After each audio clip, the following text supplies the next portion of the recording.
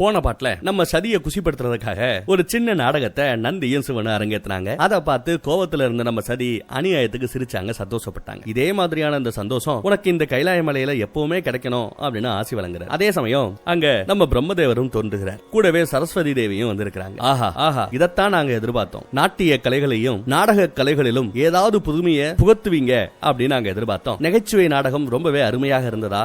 இதே மாதிரி இந்த கைலாய மலையில இனிமே சிரிப்பும் சந்தோஷமும் வெளிச்சமும் கொண்டாட்டமும் எப்போது இருக்கணும்னு சொல்லிட்டு பிரம்மதேவரும் ஆசி வழங்குறார். அதுக்கப்புறம் நான் வந்த மேட்டரை சொல்றேன். உங்களுக்கும் சதிக்கும் நல்லபடியா கல்யாணம் ஆயிடுச்சு அப்படின்னா ஒரு யாகம் நடத்துறதா நான் வேண்டிக்கிட்டேன். அந்த விழாவுக்கு நீங்க 2 பேரும் கண்டிப்பா வரணும். பர்சனலா இன்வைட் பண்றதுக்காகத்தான் நான் இங்க வந்திருக்கிறதா பிரம்மதேவர் சொல்ல, அதுக்கு நம்ம சிவன் நல்லது, வேற யாராவது வருகை தருகிறார்களா அப்படின்னு கேட்டா முக்கடவுள்கள் எல்லா பேரும் அங்க இருப்போம், தேவாதி தேவர்களும் வருவாங்க, தட்சனுக்கும் அழைப்பு விடுக்கப்பட்டிருக்கிறது அப்படின்னு சொல்ல, அதை கேட்டதும் சதி குஷியாயிராங்க. ஆஹா, எங்க அப்பா வராரா? அதுவும் எல்லா தேவ தேவிகளும் இருக்கும் போது வர்றதுனால எல்லாருக்கூடயும் நல்லபடியா பேச பழக வாய்ப்பு இருக்கு. சிவன் கூடயும் நல்லபடியா பேச பழக வாய்ப்பு இருக்கு. 2 பேருக்கு நடுவுல இருக்கிற அந்த வேற்றுமை குறையறதுக்கு வாய்ப்பு இருக்கு. ரொம்ப சந்தோஷம், நாங்க வர்றோம் அப்படின்னு இவங்க முன்னாடியே வாக்கு கொடுத்துறாங்க. சோ விழாவுக்கு எல்லாரும் ஆல்ரெடி வந்திருக்காங்க. கடைசிக்கு முந்தினால நம்ம சிவனும் சரியும் அந்த விழாவுக்கு போறாங்க. பிரம்மலோகத்துல எல்லாம் உட்காந்துக்கிட்டு இருக்காங்க அவங்கவங்க ஆசனத்துல. கடைசியா நம்ம தட்சன் வரா. கூட பொண்டாட்டியையும் தான் மூத்த பொண்ணு அந்த லேடி சகுனி விஜயாவையும் கூட்டு வரா. வந்து வணக்கத்தை வைக்க தூரமா இருந்து நம்ம சதி ஓடி வந்து தான் அப்பாவை கட்டி பிடிச்சுக்கிறாங்க. காலில் விழுந்து வணங்குறாங்க, ஆசி வாங்குறாங்க. அக்காவையும் அம்மாவையும் விசாரிக்கிறார். அப்ப அம்மா, உன்னை பார்த்து ரொம்ப நாள் ஆச்சு, கைலாய மலைக்கு உன்னை பாக்குறதுக்காக நாங்க வரணும்னு நினைச்சுக்கிட்டு இருந்தோம், நல்ல வேலை இங்கேயே உன்னை பார்த்துட்டோம், சந்தோஷங்கிறாங்க அம்மா. அந்நேரமா பார்த்து நம்ம விஜயா அந்த அம்மா என்ன சொல்லுது, அகங்காரம் கொண்ட கணவன் அமைந்தால் நம்ம விருப்பப்படி எல்லாம் நடக்காது, எல்லாம் அவங்க விருப்பப்படி தான் நடக்குங்கிற மாதிரி ஒரு பிட்டா போட்டு வர்றா. இதெல்லாம் நியாயம் தானே? பொண்ணு வீட்டுக்காரங்க 3 பேர் வந்திருக்கிறோம், எங்களை வரவேற்கிறதுக்கு எல்லாம் வல்ல அந்த சிவன் அவரோட ஆசனத்துல இருந்து எந்திரிக்க கூட இல்ல, எங்களுக்கு தர வேண்டிய அந்த மரியாதையை தரலையே அப்படின்னு ஒரு பெரிய பிட்டா போட்டு விட்டாங்க.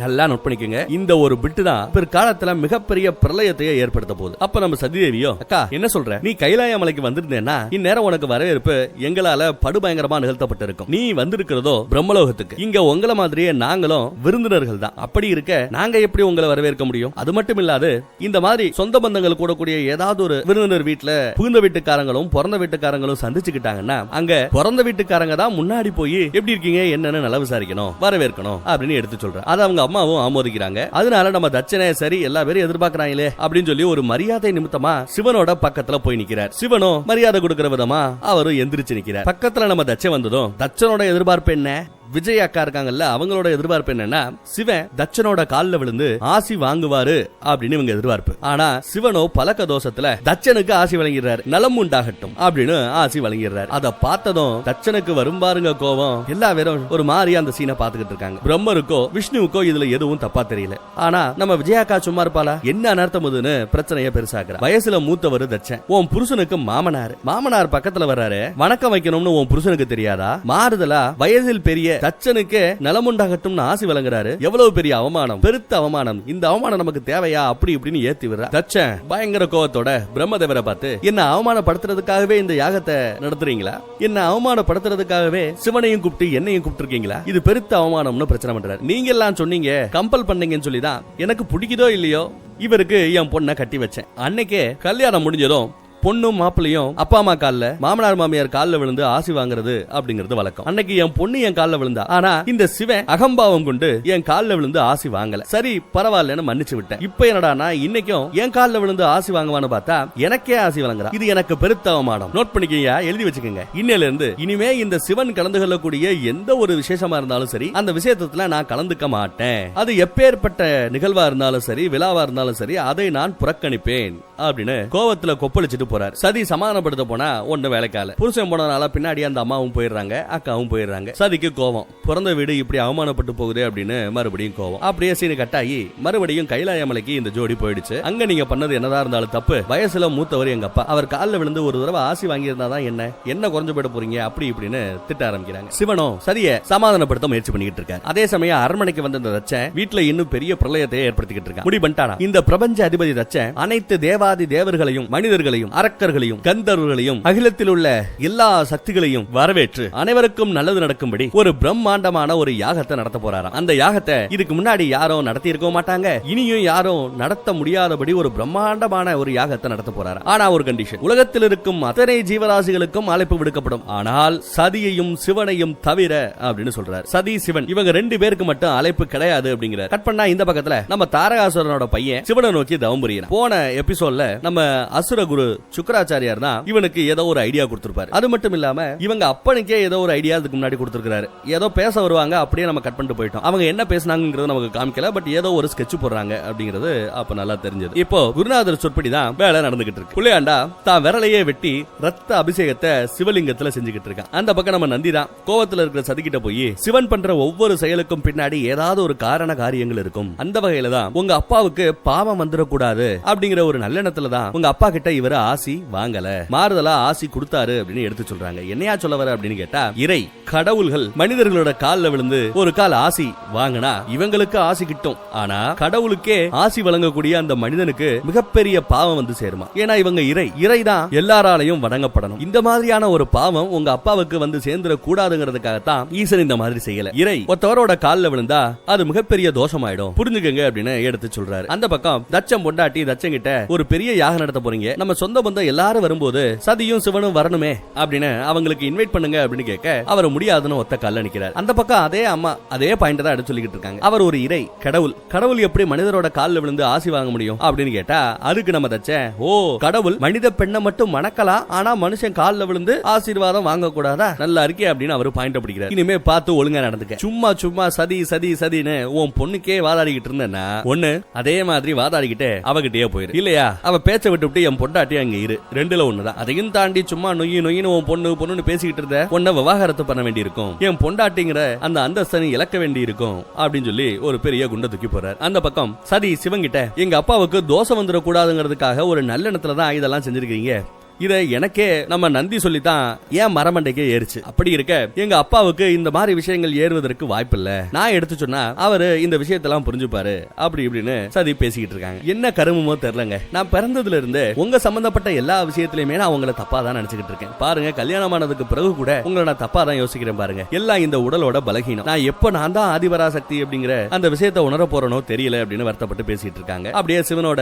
ஷோல்டர்ல சாஞ்சுக்கிட்டு, எனக்காக நீங்க ஒண்ணு செய்யணும், இன்று ஒரு நாள் மட்டும் எல்லாத்தையும் விட்டுவிட்டு எனக்காக இந்த ஒரு நாளை செலவழிக்கணும் அப்படிங்கிற மாதிரி கேட்டுக்கிட்டு இருக்கும் போது ஓம் நமச்சிவாய அப்படின்னு ஒரு சவுண்ட். யாரா அப்படின்னா நம்ம தாரகாசுரனோட பையன் தவம் பண்ணிக்கிட்டு இருக்கான்ல, அது ஒரு லெவலுக்கு ரீச் ஆயிடுச்சு. அந்த சத்தத்தை கேட்டதுமே என்ன மன்னிச்சுக்க சரி, நான் உடனே இங்க இருந்து புறப்பட்டாக வேணும், சீக்கிரம் வர வந்து பேசிக்கலாம் அப்படின்னு சொல்லிட்டு விறுவிறுன்னு கிளம்பி போயிடுறாரு. அங்க பார்த்தா அவன் அடுத்தடுத்த விரல்களை வெட்டி எடுத்து ரத்த அபிஷேகத்தை இன்னும் அதிகப்படுத்திக்கிட்டே இருக்கான். இதுக்கு மேல ரத்தம் தொட்டுச்சுன்னா அவன் செத்து போயிடுவான். அந்த மாதிரி ஒரு சூழ்நிலையில நம்ம சிவனோட அருளால சிவலிங்கத்தின் மீது சொட்டி கிடந்த அத்தனை ரத்தமும் மறுபடியும் அவனோட உடம்புலயே போய் சேர்ந்துருச்சு. வெட்டப்பட்ட விரல்களும் ஒவ்வொன்னா வந்து அவனோட உடம்புல ஒட்டிக்கிச்சு. சிவனும் காட்சி கொடுக்கிற, உன் தவ வலிமையை கண்டு நான் மெச்சுறேன், வரம் வேண்டி தானே என்னை அழைத்தாய், வரம் கேள், ஆனா ஒரு கண்டிஷன், சாகா வரம் கேட்க கூடாது, உங்க அப்பனை நான் இப்போ ஒரு நெருப்பு நாகத்தோட வளையத்துல அடைச்சு வச்சிருக்கிறேன், அதுல இருந்து அவனை ரிலீஸ் பண்ண சொல்லியோ முக்தி கொடுக்க சொல்லியோ நீ கேட்க கூடாது அப்படின்னு பாயிண்ட் பிடிக்கிறார். இவன் அப்படியா சரி, நான் சாகாவரமும் கேட்கல, எங்க அப்பாவை விடுவீங்க அப்படின்னு சொல்லல, அதுக்கு பதிலா நான் ஒரு வரம் கேட்க போறேன்,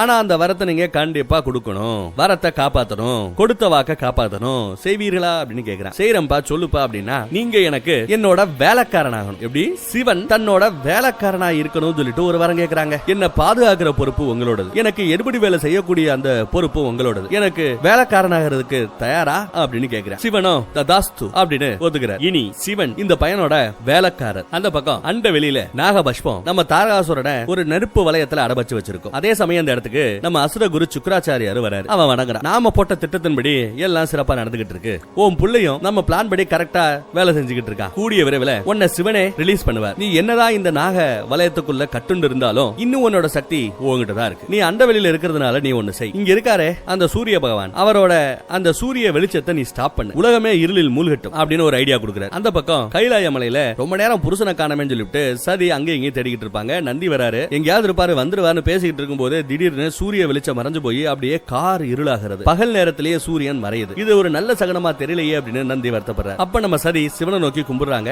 ஏதோ ஒண்ணு ஒரு அனர்த்தம் நடந்துகிட்டு இருக்கு, உங்களால மட்டும்தான் இதை சரி பண்ண முடியும், சீக்கிரம் வாங்க வந்து நல்லது செய்யுங்க அப்படின்னு தான் புருஷனை நினைச்சு அவங்க வேண்டுறாங்க. அது இவருக்கும் கேக்குது. பட் என்ன பண்ண முடியும், இவர் வானத்துல பார்த்தா சூரிய வெளிச்சத்தை மறைச்சு நின்னுகிட்டு இருக்கா நம்ம தாரகாசுரன். இங்க தான் வேலைக்காரங்கிட்ட அந்த புள்ளை ஆண்டா பேசிட்டு இருக்கேன், என்ன வேனத்திலேயே அண்ணாந்து பாத்துக்கிட்டு இருக்கீங்க என்ன அப்படின்னு கேட்டா, உங்க அப்பா தான் சூரிய கதிரையே மறைக்க முயற்சி பண்ணிக்கிட்டு இருக்காரு, அந்த கூத்தெல்லாம் பாத்துக்கிட்டு இருக்கேன் அப்படின்னு சொல்றாப்ல. இப்பயும் ஒண்ணு கெட்டு போல, உலகமே இப்ப இருள மூழ்கி கிடக்கு, இந்த இருளை விளக்கணும் அப்படின்னா நீங்க எங்க அப்பாவை அந்த நாக நெருப்பு வளையத்துல இருந்து ரிலீஸ் பண்ணுங்க, முக்தி கொடுங்க, அப்படி கொடுக்கிற பட்சத்துல நானும் இந்த வரத்துல இருந்து உங்களுக்கு முக்தி தருகிறேன், எப்படி டீல் ஓகேவா அப்படின்னு கேக்குறான். இவரும் முடியாதுங்கிற. சரி எனக்கு கொஞ்சம் தொண்டை கரகரங்குது, தவிக்குது, தண்ணி தவிக்குது, போய் தண்ணி எடுத்துட்டு வா அப்படின்னு கேக்குறான். வேலைக்காரன் தானே நீ, போ எஜமான் கேக்குறேன் போய் தண்ணி எடுத்துட்டு வா அப்படிங்கிறான். இவரும் கிளம்புறாரு தண்ணி எடுக்கிறதுக்கு. அப்ப டப்புன்னு அவரோட சூலாயுதத்தை பிடிக்கிறான். பிடிச்சிட்டு வேலைக்காரனுக்கு எதுக்கு சூலாயுதம், அதுவும் தண்ணி எடுத்துட்டு வர ஆளுக்கு, நீ போ, அது வரைக்கும் இந்த சூலாயுதத்தை வச்சுக்கிட்டு நான் நிக்கிறேன் அப்படின்னு சொல்றாப்ல. இவரு சரின்னு சொல்லிட்டு சூலாயுதத்தின் மீது இருந்த தான் கையை விட்டுறாரு. அடுத்த செகண்ட் பார்த்தா அவன் சூலாயுதத்தை பிடிச்சிக்கிட்டு இருப்பான்ல, அந்த சூலாயுதத்தோட வெயிட் தாங்க முடியாம அப்படியே பூமி கடியில புதைய ஆரம்பிச்சிருவான். பாதி புதைஞ்சிருவான். நல்ல வேலை நம்ம சிவன் அவனை பிடிச்சு மறுபடியும் தூக்கி விடுறாரு. என்னாச்சு என்னாச்சு அப்படின்னு அவன் பதறான். இந்த சூலாயுதத்தை சிவசக்தியை தவிர வேற யாராலையும் தூக்கி பிடிச்சுக்கிட்டே நிக்க முடியாது. இதோட சக்தியை தாங்கக்கூடிய அளவு வேற யாருக்குமே பவர் கிடையாது அப்படின்னு சொல்றாரு. இதை முன்னாடியே சொல்ல வேண்டாமா, இந்தா நீயே வச்சுக்க அப்படின்னு சூலாயுதத்தை கொடுத்துறேன். அப்புறம் தண்ணி எடுக்க போகும்போது வேண்டாம் வேண்டாம் தாகம் தீந்து போச்சு, இங்கே நில்லு அப்படின்னு சொல்றாப்ல. அந்த பக்கம் கைலாய மலையில நம்ம சதிதேவியோ இன்னும் சிவன் வரல, சிவனுக்கு ஏதோ ஒரு பிரச்சனை இருக்கு போல அப்படின்னு பதறாங்க. நான் போய் என் புருஷனை பார்க்கணும்னு ஆரம்பிக்கிறாங்க. அந்த பக்கம் இப்ப நம்ம சிவன் வேலைக்காரன் ஆயிட்டான் அப்படிங்கிற மேட்டர் தச்சனுக்கு போய் சேருது. தச்சன் சம காண்டாக்கிட்டு இருக்கான். பாத்தீங்களா, எல்லா பேரும் என் பொண்ணை கொடுக்கும் போது ஏன்டா கொடுக்குறீங்க, வேண்டாண்டா, என்ன வற்புறுத்தாதீங்கடா, என் பொண்ணு போற இடத்துல நல்லா இருக்க மாட்டாடான்னு வேண்டான்னு சொன்னேன். ஒரு பயம் விடலையே, எல்லா பேரும் சேர்ந்து அந்த சிவனுக்கு என் பொண்ணை கட்டி வச்சீங்க. இப்ப பாருங்க, என் பொண்ணுக்கு புருஷனா இருந்தாலும் இல்லாம ஏதோ ஒரு அரக்கனுக்கு வேலைக்காரனா போய் உட்கார்ந்துட்டு இருக்கேன். கேட்டா வரம் கொடுத்தானா, தகுதி பார்த்து தராதரம் பார்த்து வரம் கொடுக்கணும். சிவனுக்கு அந்த அறிவு சுத்தமா இல்ல அப்படின்னு சொல்லி திட்டுறாப்ல. அந்த பக்கம் சிவன் வர ரொம்பவே தாமதமானதுனால சிவனுக்கு ஏதோ ஒன்னு ஆயிடுச்சு, சிவரை நான் உடனே போய் பார்க்கணும், சிவன் இருக்கும் இடம் தான் இந்த சக்திக்கு அழகு அப்படின்னு சொல்லி அப்படியே சிவனை நோக்கி கும்பிட ஆரம்பிக்கிறாங்க. சிவ பத்னியான நான் கேக்குறேன், என் புருஷன் இருக்கிற இடத்துக்கு நான் போகணும் அப்படின்னு வேண்டி கேட்டுக்க அடுத்த கணமே அவங்க அங்க இருந்து மறைஞ்சு பாதாள லோகத்துக்கு போறாங்க. சிவனின் முன்னாடி அடுத்த கணமே தோன்றாங்க. சிவனை பார்த்ததும் ஓடி போய் கட்டி பிடிச்சுக்கிறாங்க. பரவாயில்லையே, என்ன வந்தடையக்கூடிய அந்த மார்க்கத்தை கண்டுபிடித்து விட்டாயே அப்படிங்கிறாரு சிவன். ஆமா நீங்க என்ன பண்ணிட்டு இருக்கீங்க, அங்க எவ்வளவு வேலை இருக்கு தெரியுமா, உலகமே இப்போ இருள மூழ்கி கிடக்கு, கைலாயத்துக்கு வாங்கன்னு கூப்பிட்டா நடந்த விஷயத்தை எடுத்து சொல்றாரு. இந்த மாதிரி அவன் என்னையே கும்பிட்டு என்னையே வர வச்சு என்னையே வேலைக்காரனாக்கி வரங்கேட்டான், கொடுத்த வாக்குக்காக நான் இங்க இருந்தாகணும் அப்படின்னு சொல்றாரு. அதே சமயம் நம்ம தாரகாசுரனோட பையன் அவனும் அங்க வரா. யாரது, ஓ தேவி சதி வந்திருக்கிறார்களா, வாங்க மாதா வாங்க, உங்களுக்கு என்ன வேணும், அடியன் செய்ய காத்துக்கிட்டு இருக்கேன் அப்படிங்கிறாப்ல. என் புருஷனை நீ வேலைக்காரனாக்கி நிக்க வச்சிருக்கேல்ல, அந்த வரத்துக்கு முக்தி கொடு, என் புருஷனை விடுவி அப்படின்னு கேக்குறாங்க. குறுக்கு வழியிலையும் இந்த வரத்தை வாங்கி இருக்கிறேன், அவரை ரிலீஸ் பண்ணு அப்படின்னு கேட்டா, உங்களுக்கு எப்படி உங்க புருஷன் இல்லாம வாழ முடியாதோ அதே மாதிரிதான் எனக்கு எங்க அப்பா இல்லாம வாழ முடியாது, நீங்க உங்க புருஷனை ரிலீஸ் பண்ணணும்னு கேக்குறீங்க, நானே எங்க அப்பாவை ரிலீஸ் பண்ணணும்னு கேக்குறேன். ஒண்ணு கெட்டு போல, இப்பயே அவரை எங்க அப்பாவை ரிலீஸ் பண்ண சொல்லுங்க, நானும் இந்த வேலைக்கார வரத்துல இருந்து ரிலீஸ் பண்ணிடுறேன், முக்தி கொடுக்குறேன் அப்படின்னு சொல்றேன். ஆனா சிவன் அதற்கு தயாராக இல்லை. பாருங்க, சரியான பிடிவாதக்காரர் இவர். இவர்கிட்ட கேட்டு என்ன பிரயோஜனம், பேசாம நீங்க கைலாய மலைக்கு திரும்ப போயிடுங்க, கையெடுத்து கும்பிடுறேன் அப்படின்னு சொல்றேன். சொல்லிட்டு போய் ஆசனத்துல உட்காரும் போது நம்ம சதி கொஞ்சம் கோவப்படுறாங்க. என் மேல கோவப்பட்டு எந்த பிரச்சனையும் இல்ல, இந்த மாதிரி ஒரு சூழ்நிலைக்கு உள்ளானது உங்க புருஷன் தான் அப்படின்னு சிவனை பத்தியே குத்தம் சொல்லிக்கிட்டு இருக்க காண்டாயிட்டாங்க. சிவன் இவ்வளவு சொல்லியுமே உங்க அப்பாவை ரிலீஸ் பண்ணல அப்படின்னா அதுக்கு ஏதோ ஒரு காரண காரியம் இருக்குன்னு அர்த்தம். புருஷனை காப்பாற்ற வேண்டியது ஒரு பொண்டாட்டியோட கடமை, தர்மம். அந்த தர்மத்துக்காக தான் இப்ப நான் போராடிக்கிட்டு இருக்கேன். ஏன் கூட என் புருஷன் கைலாயத்துக்கு வர முடியாது அப்படின்னா என் புருஷன் இருக்கிற அந்த இடம் தான் எனக்கு கைலாயம், அதனால நான் இங்கேயே இருக்க போறேன் அப்படின்னு ஒரு குண்டை தூக்கி போடுறாங்க. ஒரு வேலைக்காரன் எஜமானர் வீட்டுல தான் குடும்பத்தோட வந்து செட்டில் ஆகணும் அப்படின்னா வேலைக்காரனுக்கு வேண்டிய வசதிகளை செய்து கொடுக்கணும், அவனுக்கு தங்குறதுக்கு ஒரு சின்ன குடிசையாவது போட்டு கொடுக்கணும். இதுதான் ஒரு எஜமானனோட தர்மம். அதனால நான் சிவனோட தங்குவதற்காக இங்க ஒரு இடத்தை கொடு அப்படின்னு கேட்கிறார். அதே சமயம் அந்த பக்கத்துல தாரகாசுரனுக்கு அப்டேட் கொடுக்கறதுக்காக நம்ம சுக்கராச்சாரியார் அங்க போறாரு. போய் தேவி சதி இப்போ பாதாள லோகத்துக்கு வந்து உன் புள்ளை கிட்ட பேசிக்கிட்டு இருக்காங்க, சிவனை விடுவிக்க முடியாதுன்னா சிவனோட சேர்ந்து நான் பாதாள உலகத்திலேயே தங்க போறேன்னு வேற அடம்பிடிச்சுக்கிட்டு இருக்காங்க, அதுக்கு உன் புள்ள ஒத்துக்க கூடாது. ஒரு கால அவங்க ரெண்டு பேரும் சேர்ந்து தங்கட்டுன்னு ஒத்துக்கிட்டா அவங்க சங்கமம் நிகழ்ந்துரும், பாதாள லோகத்திலேயே அவங்க ஒரு பிள்ளைய பெற்றிருப்பாங்க, அப்புறம் உன்னோட அழிவும் உறுதியாயிடும், உன் புள்ள அதுக்கு ஒத்துக்க கூடாதுன்னு பேசிட்டு இருக்கும் போது கீழே பாதாள லோகத்துல அந்த பிள்ளையாண்டா சிவன் தனித்து இருந்து இந்த எஜமானனுக்கு எடுபிடி வேலை செய்யட்டும், குடும்பங்குட்டியோட இங்க தங்க விட்டா அவரோட கவனம் செதறும், அதனால சிவனோட நீங்க தங்குறதுக்கு இடத்தை ஏற்படுத்தி கொடுக்க முடியாது அப்படின்னு சொல்லிடுறான். சதிக்கு பயங்கர கோவம். சிவன் கிட்ட இருந்து இந்த சக்தியவே பிரிக்கணும்னு பாக்குறியா மூடா, சிவனோட இந்த சக்தி இருக்க முடியாத பட்சத்துல இந்த மூ உலகமே எதற்காக, இந்த திருஷ்டியவே நான் அழிச்சிடுவேன், பாக்குறியா என் கோர தாண்டவத்தை பாக்குறியா அப்படின்னு கோவத்துல கொப்பளிக்கிறாங்க. அப்படியே சிவன் பக்கத்துல போனவங்க சிவனோட சூலாயுதத்தை அப்படியே வாங்குறாங்க. சூலாயுதத்தை ரொம்ப அசால்ட்டா இவங்க ஹேண்டில் பண்றாங்க. அதை பார்த்து இவனுக்கு ஷாக்கு, அந்த புள்ளையாண்டாக்கு ஷாக்கு, என்னடா இந்த சூலாயுதத்தை நாம பிடிக்கும் போது பூமி கடையில இறங்கிட்டோம், இவங்க அவ்வளவு அசால்ட்டா பிடிக்கிறாங்களே அப்படின்னு சூலாயுதத்தை அப்படியே திருப்பி பிடிச்சு தான் கோப பார்வையால அவன் அப்படியே கொடூரமா பார்ப்பாங்க. மேல வைகுண்டத்திலேயோ சதி தன்னோட ஆதிபராசக்தி ரூபத்தை தேஜஸ் வடிவில பாக்குறதுக்கு தயாராயிட்டா. அவ உடல் இப்போ ஓரளவு தாக்க பிடிக்கும், இன்னும் முழுமையான தகுதி கிடைக்கல, பட் ஸ்டில் சம்ஹவ் சதி மேனேஜ் பண்ணிடுவாங்க அப்படிங்கிற மாதிரி மேல பேசிக்கிட்டு இருக்கும் போது இங்க சூலாயுதத்தை பிடிச்சு கோவப்பட்ட அடுத்த கணம்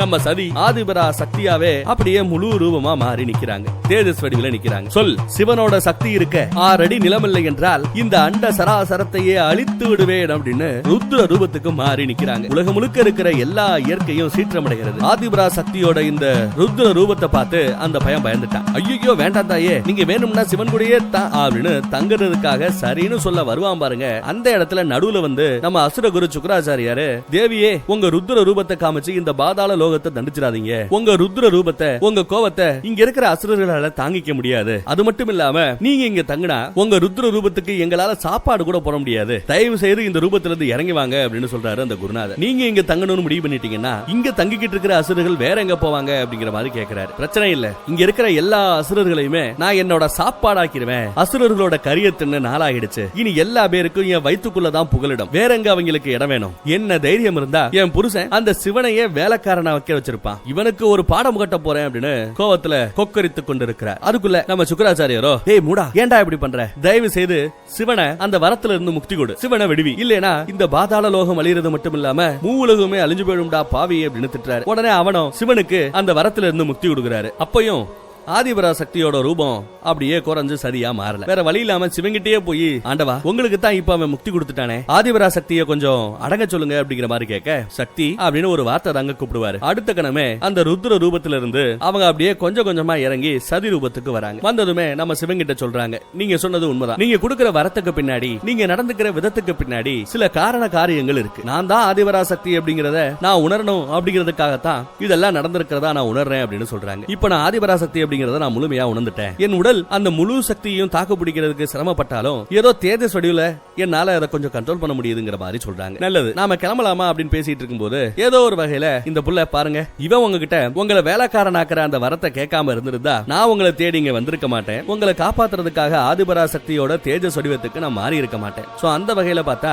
இவன் கேட்ட அந்த வர ஒரு வகையில நமக்கு நல்லதா போச்சு அப்படின்னு அந்த பையலை பத்தி நல்லதா பேச உடனே அவன் குஷியாயிரான். தேவி, என்ன நீங்க மன்னிச்சது மட்டும் இல்லாம என் செயலை பாராட்டவும் செய்றீர்கள், ரொம்ப சந்தோஷம். நீங்க சந்தோஷமா இருக்கிறீங்கன்ற பட்சத்துல எனக்கு ஒரு வரம் கொடுக்கணும் அப்படின்னு கேக்குறாங்க. சதியும் பரவாயில்ல கேளு அப்படிங்கிறாங்க. இவனும் வரம் கேக்குறான். ஒண்ணும் இல்ல, நீங்க உங்க புருஷன் கூட சேர்ந்துட்டீங்க, நான் எங்க அப்பா கூட சேர வேண்டாமா? எங்க அப்பாவை கொஞ்சம் விடுவீங்களே அப்படின்னு கேக்குறாரு. அதே சமயம் பிரம்மலோகத்துல பிரம்மா அங்க இருந்து டெலிபதி முறையில நம்ம சிவன் கூட பேசுறாரு. வேண்டாம், அந்த மாதிரி ஒரு முக்திய அந்த அசுரனுக்கு கொடுக்க வேண்டாம் அப்படின்னு சிவன் கூட அவர் டெலிபதி முறையில பேசிக்கிட்டு இருக்கிற அந்த கேப்ல நம்ம சதிதேவி ததாஸ்து அப்படின்னு வரத்தை கொடுக்கறதுக்கு ஒத்துக்கிட்டாங்க. இதுக்கப்புறம் நம்ம சிவனால பேக் அடிக்க முடியுமா? முடியாது. பிரம்மர்கிட்டயே சொல்றாங்க, சக்தி வரம் கொடுத்ததுக்கு அப்புறம், ஒரு பொண்டாட்டி ஒரு வாக்கு கொடுத்ததுக்கு அப்புறம் அந்த வாக்கை நிறைவேற்றுறது புருஷனோட கடமையாகிறது. அதனால நான் கண்டிப்பா அவனை விடுவிச்சாகணும் சொல்லிட்டு அவரை விடுவிக்கவும் செய்யறாரு. ஒரு வழியா அந்த அசுரன் தாரகாசுரன் நாக நெருப்பு வலயத்துல இருந்து ரிலீஸ் ஆயிட்டான். அவனுக்கு முக்தி கிடைச்சிருச்சு. சிவனும் சக்தியும் பாதாள லோகத்துல இருந்து கைலாய லோகத்துக்கு வந்தாச்சு. அண்ட வெளியில ரிலீஸ் செய்யப்பட்ட அசுரன் தாரகாசுரன் சிரிச்சுக்கிட்டே இப்ப பாதாள லோகத்துல வந்து இறங்குறான். எனக்கு இப்ப விடுதலை கிடைச்சிச்சு. அதுக்கு ரொம்ப முக்கியமானவர் நம்ம குருநாதரும் என் பிள்ளையும் தான். 2 பேருக்குமே நன்றி சொல்றாரு. கொஞ்சம் குஷியா இருக்கிறாப்ல. அப்ப தான் பிள்ளைய நினைச்சு ரொம்ப மெத்தி சந்தோஷமா இருக்காரு. அதனால பிள்ளைக்கு ஏதாவது ஒரு வரம் கொடுக்கணும், ஆசை கொடுக்கணும் ஆசைப்படுறேன், ஏதாவது வேணும்னா கேள்றா அப்படின்னு கேட்கிறாரு. அதுக்கு அந்த புள்ள, ஒரு அப்பாவை காப்பாத்துறது புள்ளையா என்னோட கடமை, அந்த கடமைக்கு எனக்கு வரமா ஆசீர்வாதமா? வேண்டாம், அது எனது கடமை அப்படிங்கிற. பட் அதையும் தாண்டி நம்ம குருநாதர், அப்பாவோட ஆசீர்வாதம் உனக்கு வேணும், வர வேண்டானாலும் ஆசீர்வாதத்தை ஏத்துக்கன்னு சொல்ல அவர் இந்த 3 உலகத்தையுமே நீ ஆள்வ அப்படின்னு ஆசீர்வாதம் பண்றாரு. கைலாயத்திலேயோ இன்னைக்கு நம்ம சதி ரொம்ப குஷியா இருக்காங்க. தன் ஆதிபரா சக்தி அந்த ரூபத்தை அவங்க ஒரு தடவை கண்ட்ரோல் பண்ண முடியுங்கிறத பார்த்ததும் சந்தோஷம். எல்லா பேருக்கும் ஒரு இனிப்ப பாயாசத்தை செஞ்சு கொடுக்கறதா சொல்றாங்க. சோ பாயாசமும் ரெடி ஆயிடுது. சிவனுக்கு ஊட்டுறதுக்காக ஆசை ஆசையா பக்கத்துல வர சிவனும் தவத்துல இருந்து வெளியில வர இவங்க சிவனோட வலதுபுறத்துல போய் உட்கார போக, நீ என்னோட இல்லால், உனக்கு எனது இடதுபுறம் எப்போதுமே காத்திருக்கும், என் இடப்புறத்துக்கு வா அப்படின்னு லெப்ட் சைட்ல தான் பொண்டாட்டியா உட்கார வைக்கிறாங்க. அதாவது எப்பவுமே புருஷனுக்கு இடதுபுறத்துல தான் பொண்டாட்டி உட்காரணுமா, சாப்பிடுற இடத்துல கூட. அதை பத்தி சொல்றாரு. இவங்களும் உட்காந்து பாயாசத்தை ஊட்டி விட சாப்பிட்டு கம்முன்னு இருக்காரு. என்ன அவ்வளவுதானா, சாப்பிட்டுட்டு ஏதாவது சொல்லலாமே அப்படின்னு கேக்குறாங்க. என்னத்த சொல்றது, அவரு குழம்புறாரு. சாப்பிட்டுட்டு நல்லா இருக்கு நல்லா இல்ல, நீ ஏதாவது சொல்லுங்க அப்படின்னு மறுபடியும் கேட்க, நல்லா இருக்கு அப்படிங்கிறப்ப, இதுக்கு நீ சொல்லாமே இருக்கலாம்யா அப்படின்னு அவங்க கணவன் மனைவி அந்த நக்கல் நையாண்டியோட பேசிக்கிறாங்க. அப்போ நம்ம சதி சிவன் கிட்ட, ஆமா ஒரு டவுட் ரொம்ப நாளா உங்ககிட்ட கேட்கணும்னு ஆசைப்பட்டேன். நான் மட்டும் இல்ல, உலகத்தில் இருக்கிற கோடான கோடி ரசிகர்களுமே பக்தர்களுமே இந்த கேள்வியை உங்ககிட்ட கேட்கணும்னு ஆசைப்படுவாங்க. கேட்கட்டுமா அப்படின்னு கேக்குறாங்க. அவங்களும் சரி பரவாயில்ல கேளுமா அப்படின்னு சிவன் சொல்றாரு. நீங்க தான் கடவுள், நீங்க தான் இறை, நாங்க எல்லாம் உங்களை கும்பிட்டுக்கிட்டு இருக்கோம். ஆனா நீங்க யாரை கும்பிட்டுக்கிட்டு இருக்கீங்க, யாரை நோக்கி நினைச்சு தவம் பண்ணிக்கிட்டு இருக்கீங்க அப்படின்னு கேக்குறாருங்க. அருமையான கேள்வி, தாராளமான கேள்வி. இந்த கேள்வி ரசிகர்களாகிய நமக்கும் உண்டு. இவர் தான் எல்லாம் வல்ல கடவுளே, இவர் யார தவம் பண்ணி கும்பிட்டு இருக்காரு அப்படின்னு நமக்கே ஒரு டவுட் வரும். யார் அவர்? சிவனே கும்பிடும் அவர் யார்? Next episode